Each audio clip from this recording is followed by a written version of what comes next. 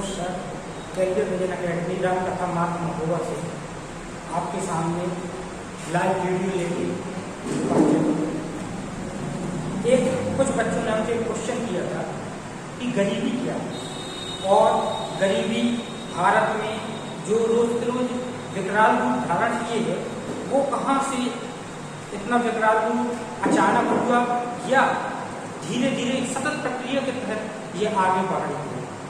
पिछले 3-4 महीने खासकर 25 मार्च 2020 से आज तारीख 21 जुलाई 2020 जो ये है कोरोना वायरस के चक्कर में लॉकडाउन हुआ है उसमें गरीबी की दर अपने उच्चतम श्रेणी में पहुंच चुकी है। गरीबी का दुष्चक्र आज से नहीं, आजाद भारत यानी 15 अगस्त 1947 के बाद से लगातार चला आ रहा है।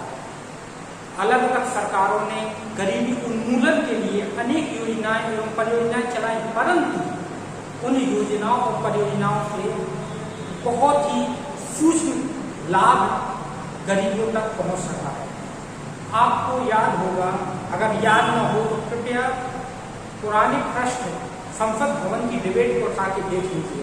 एक बहस चली थी गरीबी की, 5 आने बनाम 12 आने। राम मनोहर लोहिया, पंडित जवाहरलाल नेहरू जी के।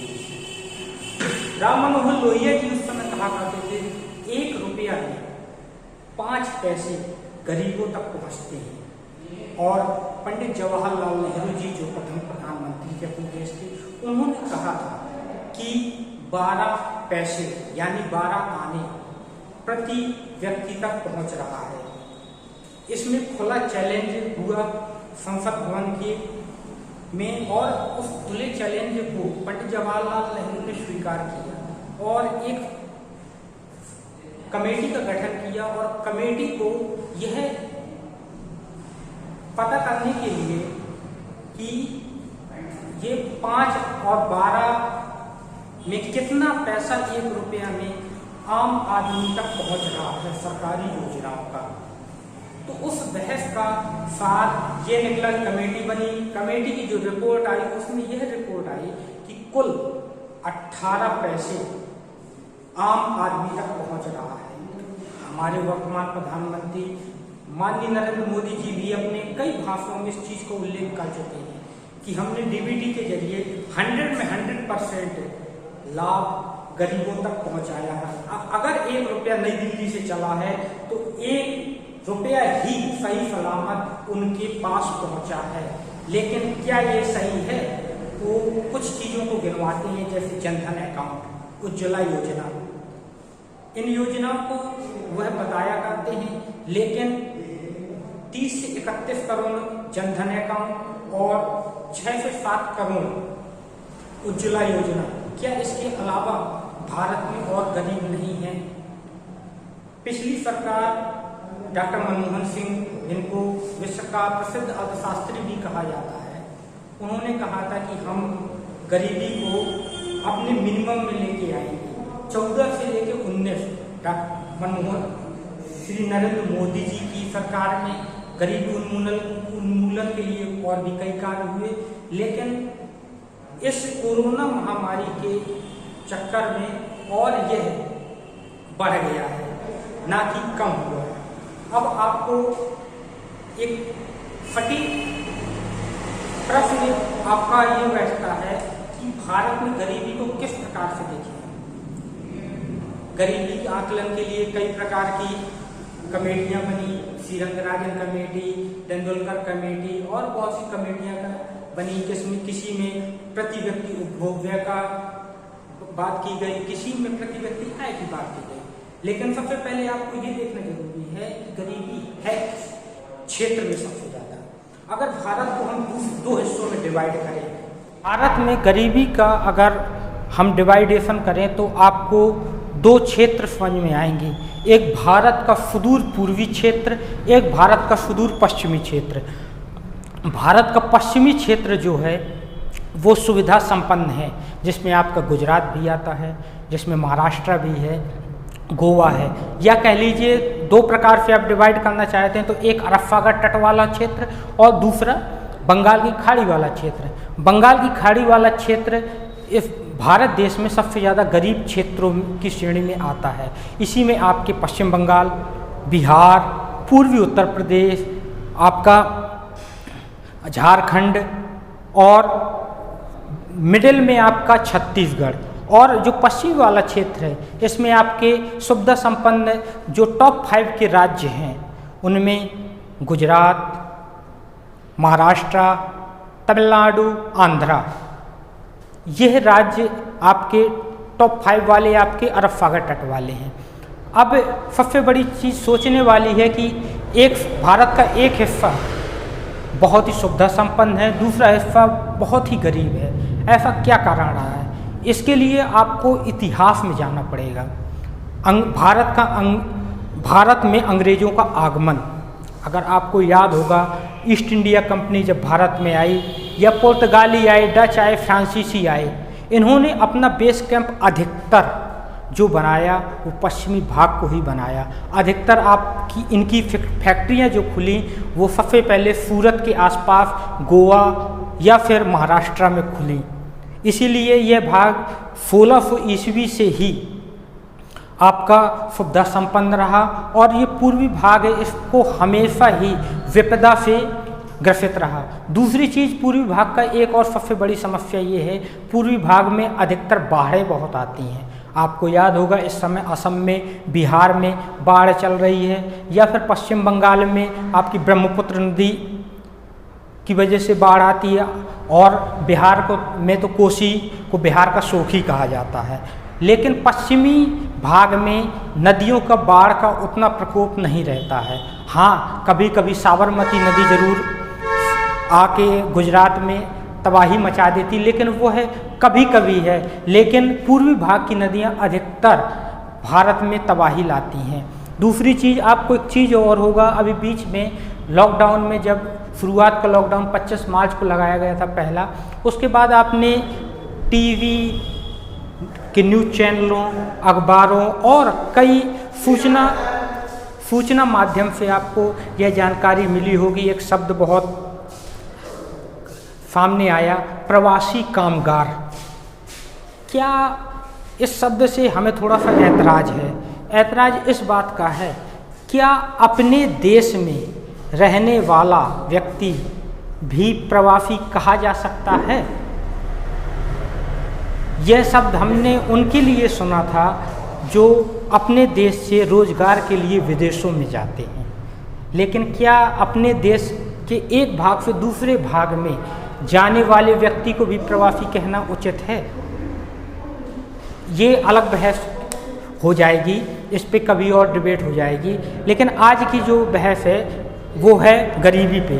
तो प्रवासी मजदूरों की ही जो बात आप उठा लें तो सबसे ज़्यादा जो पलायन हुआ है वो महानगरों से वापस पूर्वी उत्तर प्रदेश, पश्चिम बंगाल, झारखंड या फिर बिहार, इन राज्यों में अधिकतर प्रवासी अपने घरों में वापस आए हैं। अब क्या कारण है कि इन राज्यों के लोगों को दूसरे प्रदेशों में रोजगार तलाशने के लिए जाना पड़ता है? ये बड़ा विचारणीय प्रश्न है। इसके लिए सोचने के पहले इनका हम आपको एक चीज़ बताते हैं। इनका सबसे पहले उठा के देखिए आप, जनसंख्या घनत्व क्या है इनका। जनसंख्या घनत्व आपको याद होगा कि 2011 की जनगणना में पश्चिम बंगाल, बिहार, पूर्वी उत्तर प्रदेश का अगर जनसंख्या घनत्व आप उठा के देखेंगे तो शायद भारत के अन्य राज्यों की अपेक्षा ज़्यादा निकलेगा। जब जनसंख्या ज़्यादा होगी तो रोजगार के अवसर उतने ही सीमित होते चले जाते हैं। रोजगार देने का जो जरिया है पहले 1947 से लेके 1965 या 70 तक इस 20-22 साल रोजगार का प्रमुख जरिया था कृषि। लेकिन अब कृषि की दुर्दशा सब लोगों को पता है। अब कृषि में कुल जीडीपी में भी कृषि का योगदान घटता हर हर साल घटता चला जा रहा है। अब इस घटते हुए योगदान में कितना कृषि रोजगार दे पाएगी आप लोग खुद जानते हैं। सेवा क्षेत्र में एक सीमित दायरा होता है, सेवा क्षेत्र सबको नौकरी नहीं दे सकता है। सेवा क्षेत्र के लोगों को एक लिमिटेड दायरे में नौकरी मिल पाएगी, लेकिन इस चीज़ को कोई ध्यान नहीं दिया। खेती को कभी भी घाटे के सौदे के ऊपर देखा नहीं गया, केवल वोट बैंक की पॉलिटिक्स हुई है। अगर खेती पे शुरू से ध्यान दिया गया होता तो शायद खेती की वो दुर्दशा नहीं होती। एग्रीकल्चर सेक्टर जो आपका सबसे ज़्यादा रोजगार देने वाला था, आज लोगों को ढो रहा है, क्योंकि उनको जितना खर्च एग्रीकल्चर में आता है फसल बुआई से लेके फसल मड़ाई तक में, उतना उनकी लागत भी किसानों की नहीं निकल पाती है। यह सेक्टर डायरेक्ट एंड इनडायरेक्ट रूप से, प्रत्यक्ष या अप्रत्यक्ष रूप से बहुत लोगों को रोजगार देती है। एक अनुमानित संख्या है 25 से 35 करोड़ के अनुमानतः यह रोजगार देती है। लेकिन इनकी गिनती जो प्रत्यक्ष रोजगार वाले हैं उनकी गिनती तो करते हैं जो, लेकिन अप्रत्यक्ष रोजगार वाले कृषि से मिलते हैं उनकी गिनती कोई नहीं करता। आज भारत में गरीबी हटाने के लिए क्या कहा जा सकता है, क्या किया जा सकता है, इसमें क्या योजनाएं बनाई जा सकती है? इसकी योजनाएं बनाने के लिए सबसे पहले तो पूरे भारत को अलग अलग क्षेत्रों में बांटना जरूरी है। क्या गुजरात के लिए बनाया गया रोड मैप आप बिहार में लागू कर सकते हैं, या फिर पूर्वी उत्तर प्रदेश का लिए बनाया गया रोड मैप आप मुंबई में लागू कर सकते हैं?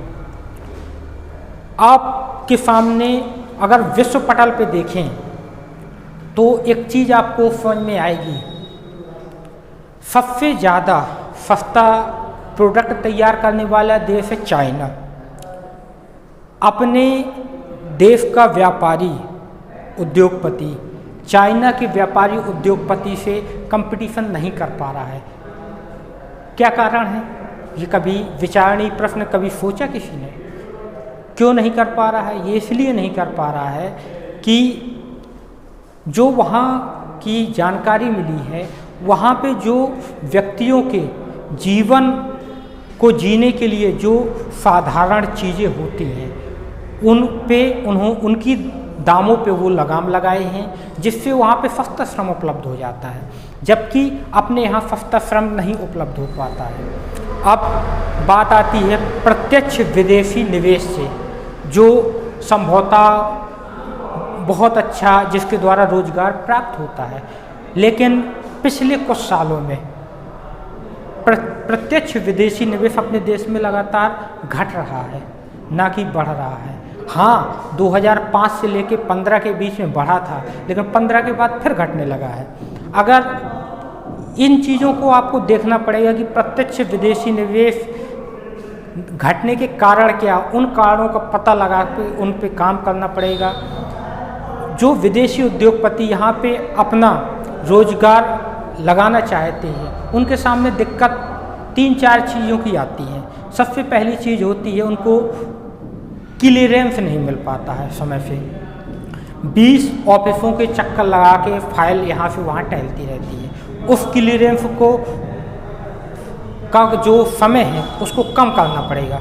दूसरी चीज़ आती है ज़मीन का भी देखना पड़ेगा। आपको पता है कि यूपीए गवर्नमेंट के समय पे एक सेज नाम का उन्होंने योजना चलाई थी कि कई फैक्ट्रियों को एक ही स्थान पे स्थापित करने वाली, लेकिन अब ये समस्या और विकराल हो गई है।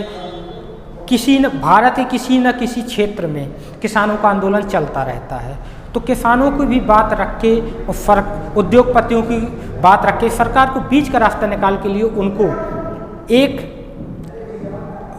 सुलभ जमीन उपलब्ध करवाना पड़ेगा। तीसरी चीज़ बिजली और पानी की व्यवस्था, इसका भी ध्यान सरकारों को रखना पड़ेगा। और सबसे महत्वपूर्ण है सस्ता श्रम। अब सस्ता श्रम ये एक ऐसा क्वेश्चन मार्क है जहां शायद भारत में पूरा नहीं हो पाएगा। सस्ता श्रम या तो काम के घंटे बढ़ाइए या फिर आकर्षित करिए। जब आपका खाने की चीज़ें महंगी हैं तो सस्ता श्रमिक आपको मिलेगा नहीं। अब सस्ता श्रमिक लाने के लिए या तो आपको रोज़मर्रा की जो ज़रूरतें हैं उनको सस्ता करना पड़ेगा, ताकि जो लोगों की ज़रूरत की चीज़ें जब सस्ती मिलेंगी तो स्वाभाविक बात है कि श्रम भी सस्ता हो जाएगा। तो इन सब चीज़ों को आपको ध्यान देना पड़ेगा। और गरीबी के और कई फैक्टर्स हैं, इन फैक्टर्स पे भी ध्यान देना पड़ेगा। बढ़ती हुई जनसंख्या भी सबसे मेन चीज़ है लगाम लगाना। अगर इस पे लगाम नहीं लगाएंगे तो आप चाहे जितने संसाधन उपलब्ध करवा लीजिए, वो संसाधन कभी भी आपको पूरे नहीं होंगे। आप देखते हैं कि छोटे छोटे गांव थे, आप हड़प्पा से उठाइए, हड़प्पा वैदिक संस्कृति, उत्तर वैदिक संस्कृति, वहाँ से अपने देश को ग्राम प्रधान देश बोला जाता है, लेकिन पिछले कुछ सालों में वो ग्राम प्रधान देश अब शहरी प्रधान देश होता जा रहा है।